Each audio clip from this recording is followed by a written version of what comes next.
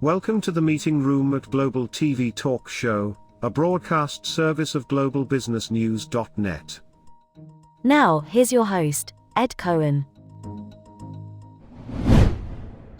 This is Ed in San Diego, and you're seeing Rob in New York, and you're on Global TV Talk Show. This is all about books and authors, and today's guest is Rob Maisel, who's just published recently his book. And look at this, Transform Through Travel. Transform your life, right? Connecting across cultures. And so you can see that okay? Yeah. Okay, it's on Amazon? It's on Amazon. Okay, cool. So, how much travel was necessary to transform your life? One trip, or was it just a combination of experiences? That's a great question. It's really been a compilation of these different experiences because, I think the transformation is something that I started to feel from an overall holistic perspective. It was hard to really identify, one specific incident. It was really the culmination of all these experiences, one after the other, building, changing, growing, developing, is what really caused the transformation. So I know you spent some time in Japan because we had a talk about that in prior TV shows. And but next to that, because that's really a radical change from US and New York, but what other experience from travel added to that change? I mean, really demonstratively, in a big way. Yeah, that's a great question.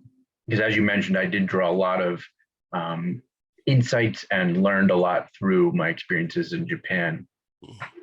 So many amazing stories, as you may have read about in the book.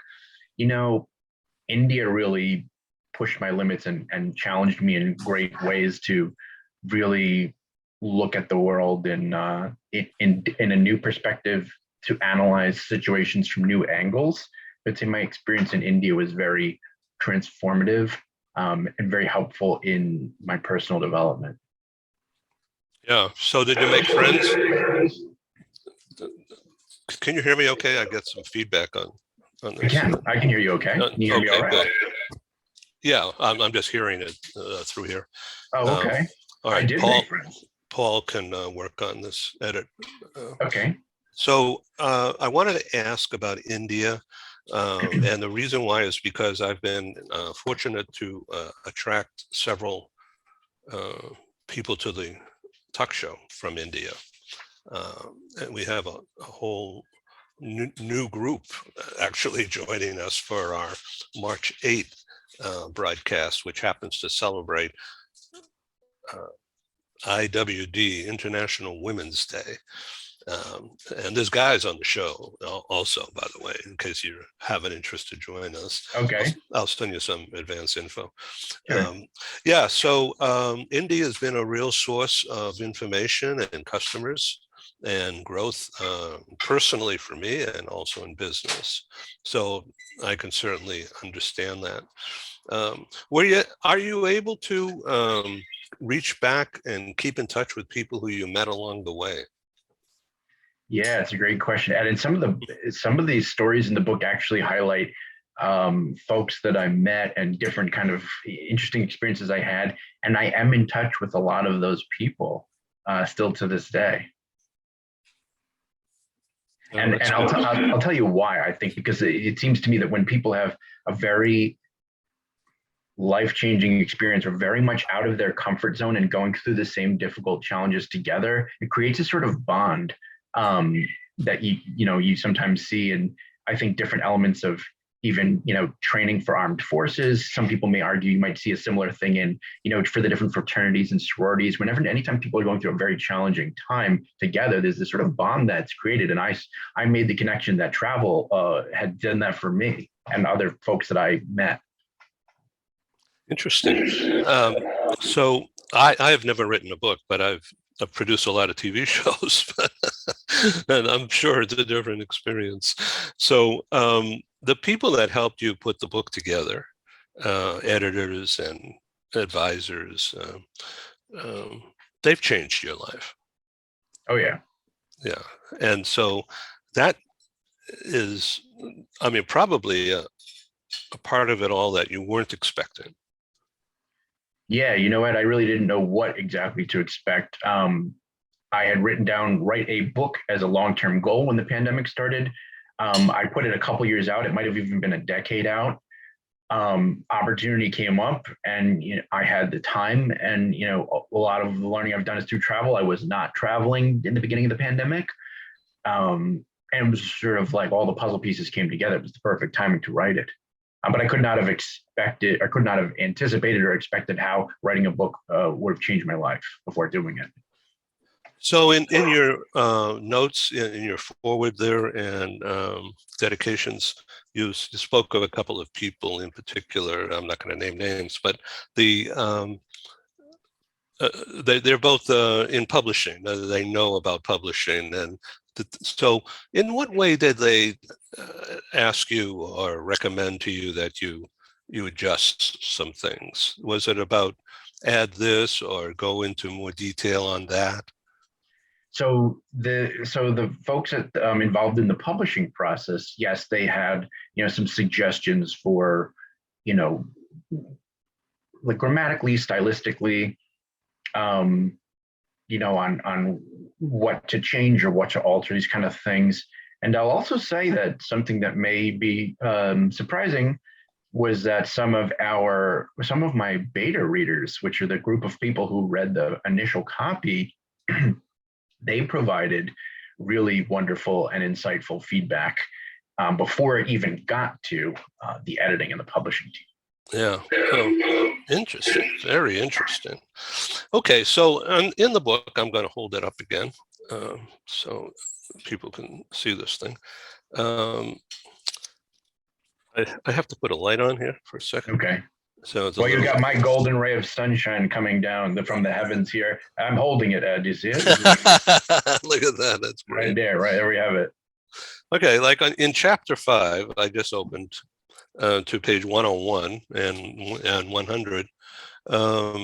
You ask the question of the readers, where do you plan to stay on your travels? In hostels or budget hotels or castles or Airbnb, private room, because it really does impact your travel experience, right? For sure. Yeah. For sure. And so then you write, there's no harm in combining some of the above options. You'll likely find yourself leaning toward one arm and not others. So in India, you say you were able to limit your food budget. And was that because you didn't like the food? No, I actually love the food in India. Love the food. Okay. People were willing to share, so you didn't have to pay anything. Exactly. Yeah. But it was a matter of just finding locations where I could get good food for a reasonable price. And for what you mentioned before about accommodation, yeah, I think everybody's going to just find their own sort of niche in terms of how they like to travel, what kind of experience they want to have. Combining the food. Do they want to have street food? Do they want to have local food? Do they prefer more kind of high-end restaurants, which might be in line up with a higher end budget, which would therefore mean they might be staying at higher end hotels? Not necessarily, but that sometimes is the case. And do folks prefer more of like a hostel experience where there's ample opportunities to meet other people, which can often be the preferred method for solo or small group travelers who are interested in socialization. Yeah, right. So let me ask you about the idea of were you ever afraid of catching a disease? This is, of course, before the pandemic. And whoever thought of that, right? You just, normal. I mean, you never think of that. You just go about your day. Yeah, no, I always had been cognizant of it, and I had made sure before going anywhere I decided I was going to go, I basically made sure I was maximally vaccinated, if that makes sense. Like I got vaccinated against anything I knew could be a potential issue, even Japanese encephalitis, before going to Japan the first time.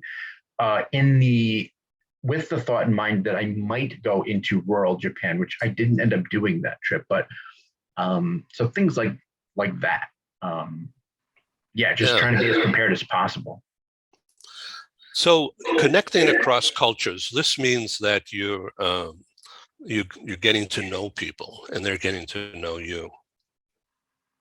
Exactly. And one of the things I found so powerful was, just these bonds that were able to be formed without necessarily speaking the same language even, or, having the same culture, but somehow finding ways to communicate through gestures, through, heart-to-heart conversations, even if they were in pieces, like broken language, finding ways to communicate and to understand and be understood. So you're an American from New York City, and you're traveling in different places. And I'm looking at page 181, Okay. chapter 11. You have in bold print, I have therefore learned that it is imperative that I represent and promote a positive image of my country. Do you want to get into that a little bit?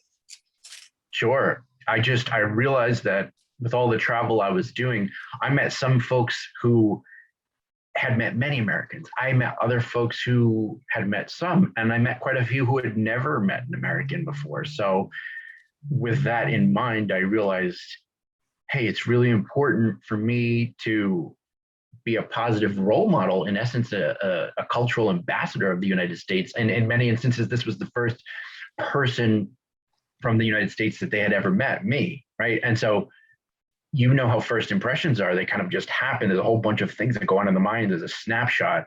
And I said to myself, I ought to make a good first impression, because people tend to sort of extrapolate if they don't know anything about a group of people or a country. They might just base it on their experience, right?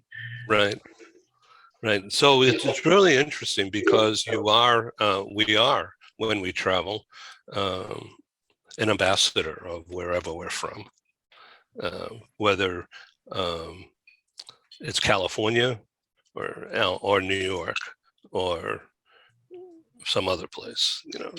It doesn't matter. The people have stereotype because that's what media does, and that's what they just, people who are not well traveled or experienced don't have a grip.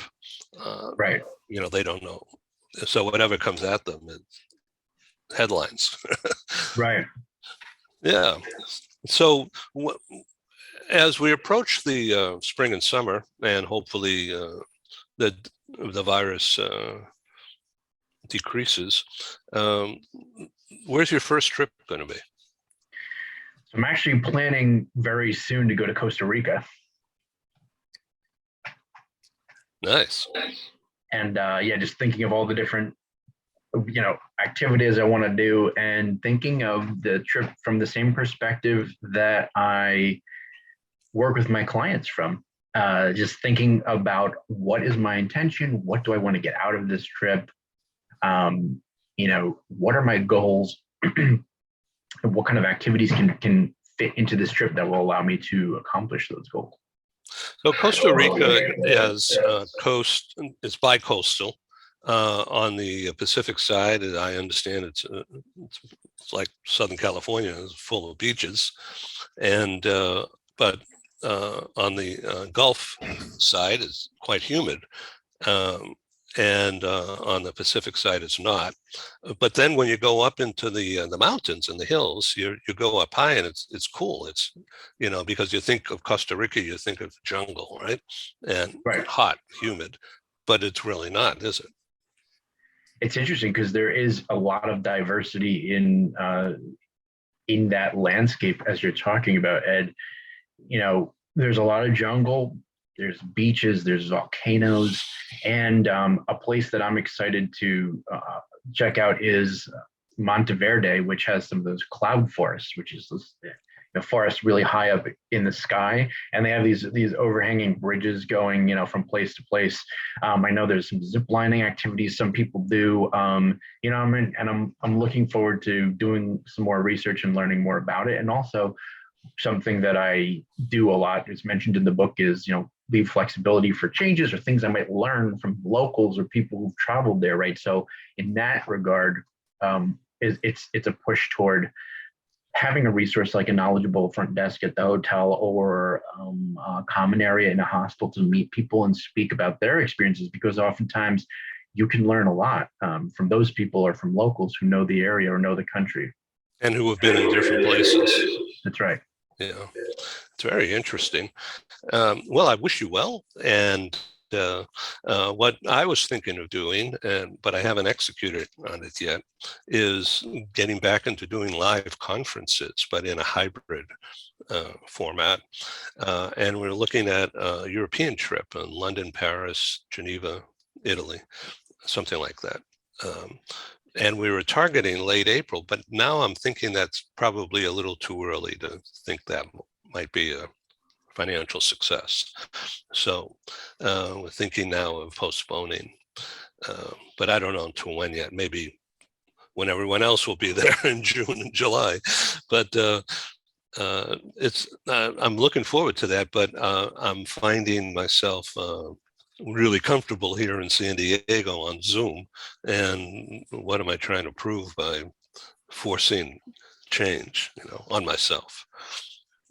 Yeah, I think, no, you make a good point. I mean, a lot of us have become so accustomed to communicating in front of screens that, it's less costly. We don't have to fly to wherever we're going, and it's a way for everybody to jump on immediately, and don't have to worry about delays or not making a meeting on time. Generally, just you're in the other room and you come over. So there's certainly a lot of advantages to being virtual. But as you mentioned, yeah, it's still tricky, because as we're still in the midst of the pandemic, I think seems and feels like we're in a better position now for sure than when we started. But as we're still in the midst of it, it is tricky because as pertains to travel restrictions as well, all these different countries, everybody's handling it in their own way, and folks have their own ways of even within a country and its restrictions, people have their own ways of thinking about the pandemic and how it's handled and dealing with it. So you do have a significant amount of, challenges, but, the way I'm looking at it is, especially with clients, is it's the perfect way to really start to think about and to plan the trips, even if someone's looking at going to a place where it's restricted or it's not even open yet. It's a great time to look at, what's the best way to approach putting an itinerary together, putting a budget together. How much is this going to cost? Really have it all hammered out, so that when the time comes, that everything is free and clear and ready to go, you have a plan. We are pleased to welcome Adamo Education as a proud sponsor of Global TV Talk Show. The concept of a micro school is the reimagining of the one-room schoolhouse. My name is Tamara Becker. I'm the president and CEO of Adamo Education. The micro school concept really does not just lend itself to the personalization and the customization of learning, but also the social development and fostering that sense of love for learning. Unlike what we see in traditional brick and mortar schools, we have multiple grade levels in the same learning space. Students can be enriched by the socialization that they get, as well as the academic support from peers. What differentiates Adamo is the fact that we are taking the best pieces of brick and mortar, of digital, and then at-home learning. Students here can come 5 days a week. They can come 4 hours a day. It will really just depend on what is best for the student and for the parent. So to enroll, just reach out via phone, text, or email, and we'll have that personalized conversation, and we'll be able to get you all set. Check us out at adamoeducation.org.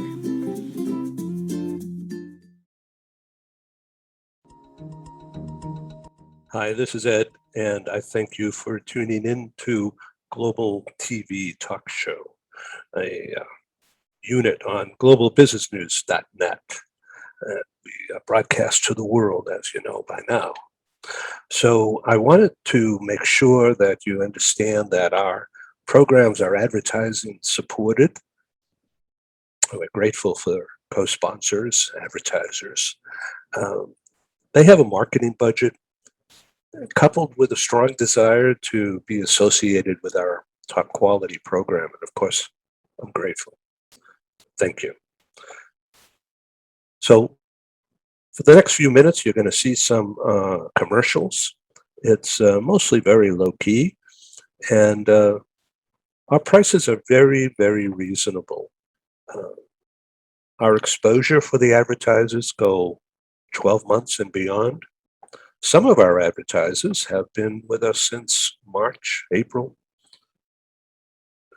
of 2020. And Google Analytics has tracked over 125,000 what they call audience page views, which means you looking at this page, that's a page view. Now, if you happen to go to one of our other shows or to our radio broadcasts or to our newspaper or magazine, those become additional page views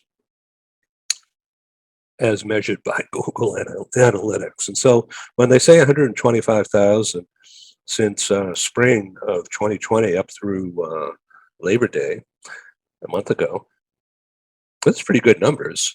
And the past 30 days, Google Analytics has measured just under 6,000 audience page views. And that, according to them, is a 42% increase in audience participation over the month of August. So thank you very much. Well, here's our advertisers, and we'll be back in just a couple of minutes or so, and we'll proceed with this interesting conversation. Thank you. This episode from the meeting room of Global TV Talk Show is brought to you by The Bridge School, the accredited international online private school of choice, at bridgek12.org. Porch Light Rental and Destination Services. Reduce your renter lump sum or managed relocation costs. Visit them at porchlightrental.com. And by airs.com. With our full range of services, we can help design and manage your international relocation. Find us at airs.com. Primestone Partners, featuring corporate, government, and developer housing solutions, as well as senior-level advisory services. Find them at primestonepartners.com. And by International Auto Source. We are the vehicle experts for expats, featuring all major brands of automobiles with flexible solutions and financing. On the web at intlauto.com. Become a global player in your field. Cross Culture to Go provides virtual support for your global business and career success. We can help you thrive in 140 plus countries and markets. On the web at crossculturetogo.com.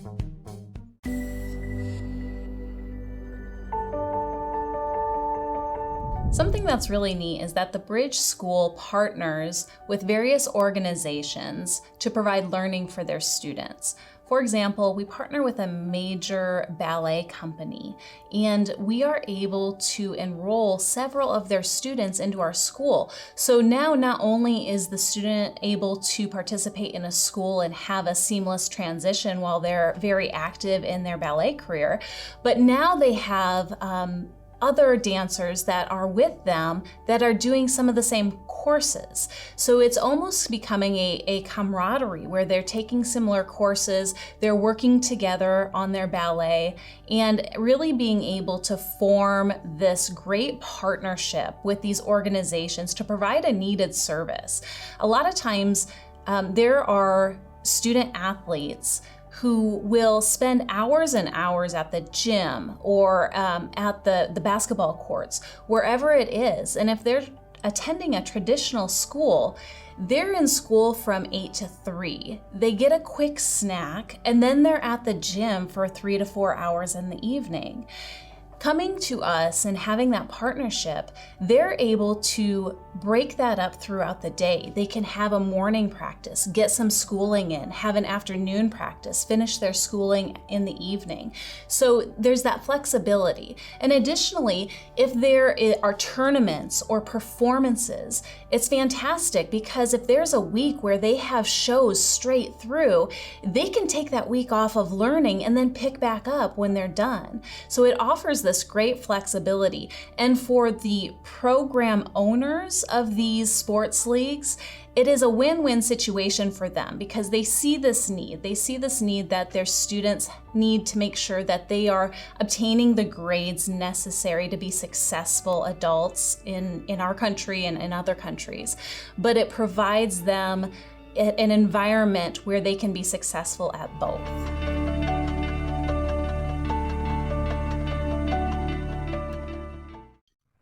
Hi, I'm Sergey Gorbatov. I'm Angela Lane. Together we're researchers, writers and practitioners in the field of human resources. And we've also been multi-country, multi-assignment career expats. We owe our professional development and growth to a very large extent to the international assignment opportunities that we have had. But in a world where distributed work may become the norm, we also want to understand what will happen to the nature, duration, and purpose of international assignments. Together with our colleague, Julian Dalzell from the University of South Carolina, we're undertaking a study on the future of expatriation. And we'd value your contribution. You can participate in this important study by completing a simple 10-minute questionnaire. Access the questionnaire by typing in your browser tinyurl.com/expert study. That's tinyurl.com/expert study. You can also find the link here on ED's website next to this video. Thank you for joining us in this study. In return for your contribution, we'll provide you with a copy of our research. And of course, you'll be invited to an exclusive webinar hosted by Ed, where we will share our findings right here on Global Business News. And so please go to tinyurl.com/expat study. Take the survey so that we can better understand the future of expatriation. Now, from a health care, personal health care perspective, are there, for Costa Rica, is there some kind of vaccinations or medicines or some kind of medical preparation you have to do? So as far as I understand, for folks who are vaccinated, like myself, at this moment, for US citizens, we're allowed to enter Costa Rica, and we would have to, go along with whatever restrictions are in place. But I believe it's, there's certain, like a percentage, I think certain places are at 75, or they're not at full capacity yet. Some like tours and things like that. There may still be a driving restriction from 12 to 5, but for the most part, entry into the country, my understanding is that it's okay. If you're vaccinated, you don't need health insurance. If you're not, you do. And there's no quarantine required. And there's actually no COVID test required pre-entry at this point in time, to my understanding. Ricky. Yes, so you see how each country is like different, and it requires like looking into it and understanding. It's a whole other layer of research that prior we had just thought about a visa. Do we need a visa based on our citizenship and where we're going? If not, how do we get it? Now it's that plus the idea of COVID restrictions. And so in Costa Rica's case, seems very much one of the easier countries to travel to, at least right now, and for American citizens. And even more so if you're vaccinated, there's even less for you to have to do, aside from bringing records to show that you are. Now, Costa Rica is home to several international companies. Some of them are American techie firms in particular. So are you going to be making some contacts in industry? That's a great question, Ed. My initial focus, that's okay. My initial focus was and is to really get out there and reconnect with nature, and because there's going to be so many opportunities to explore down there. But I would love to make connections down there as well. I found that the last trip I took, which was domestic, was a great opportunity to have new experiences and meet, other people, meet clients, meet people in our industry, in the mobility industry, and really network. And so it's always a great opportunity when you can find out who's down there, who can I connect with, and that's the beauty of travel. That's that connection piece that the book talks about. So are you working on a second book? I've had ideas, but I have not started working on a second book yet. But the good news is, physical book, as you have shown our audience today, is out and available. Ebook is also available, and we are set very soon, likely this month, to launch the audiobook, which I self-narrated. Oh, boy, that's interesting. Yeah, wow. So now people will have the opportunity to really feel and experience the passion behind all the stories, all the wildness that people read about, and all that fun and excitement and danger. And then you get to hear me really speak about it and get a sense for how it really was through my words. Yeah, that's cool. Well, I wish you well, Rob Maisel. Travel, transform yourself through travel. And this is a great read. I haven't read it all yet, but as you can see, it's page after page of information. It's really amazing how much detail you get into. So here on page 155, in bold, I don't know if you can see that bold there. Yes. One of my signatures of my style. One reason why speaking to people in their native tongue is so powerful is because people can sense, and this is in caps too, people can sense that you are curious about them and that you respect their culture. In turn, they gain respect for you for showing that care, right? Right, just showing you the power of communication and really taking steps to really learn another language and how deeply that really impacts people. And as you saw, this is not common in most books, but I insisted that this book be this way because I felt that there are certain points I really wanted to make, and I wanted them to be strong for a reason, because I feel strongly about them, and therefore I want to convey them strongly to my readers.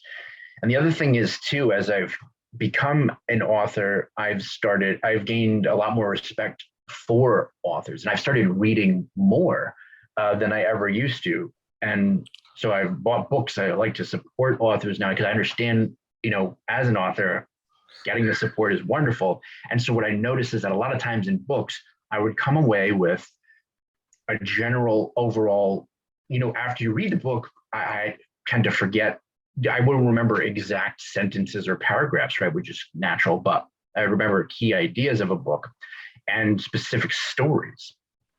So 2 things on that is, one, back to the beta readers, that was one of the biggest critical pieces of consistent feedback from everybody was the stories. We love the stories. We want more stories. We want more details. And so when I learned that, that's exactly what I did. I put more stories in, and I added more details because I understood that's what people remember. Like these roller coaster rides, these crazy things, these fun, engaging, emotional things. That's what people respond to and remember from a book is the stories. And also that was part of the reason for bolding things. So, if it's not necessarily a story, but it's a key point that I want the reader to really understand and hammer home that concept, that's why that is either bolded, italicized, capitalized, or a combination of both or all 3 sometimes. That's interesting style. Let me ask you one final question here about Sure, Ed. storytelling. So this is rather than just describing something in like third person or third eye, somewhere out there. You're saying, here's what I experienced in this regard about riding the local metro or walking through the streets at night, or what's the bar scene like? Or, these are your personal impressions. So that's mixed in with a description of the streets and the visuals and the food. Yeah, and I think that that's a lot of the fun of the book, is that people can really understand. So it's a learning experience about learning how to accomplish your dreams, plan trips, what you need to do before, during, after. But as you said, those stories are thrown in there. So to really show people my experience and to say, hey, look, that was my experience. You may have a different experience when you go and do a similar thing, or you may have a similar experience. But I want the reader to know what my experience was, because I found them to be very powerful. So Rob Maisel, what is your website? It's www.robmaisel.com. And there's the book, Transform Through Travel, Connecting Across Cultures. And you by yours truly. And you just look them up on LinkedIn. And there you go. Well, thanks for being on Global TV. Thank you so much for your time, Ed. Okay, have a good day. You too. Thanks. Bye-bye now. Thank you. Thank you for joining us in the meeting room at Global TV Talk Show. Have a wonderful day, and stay safe.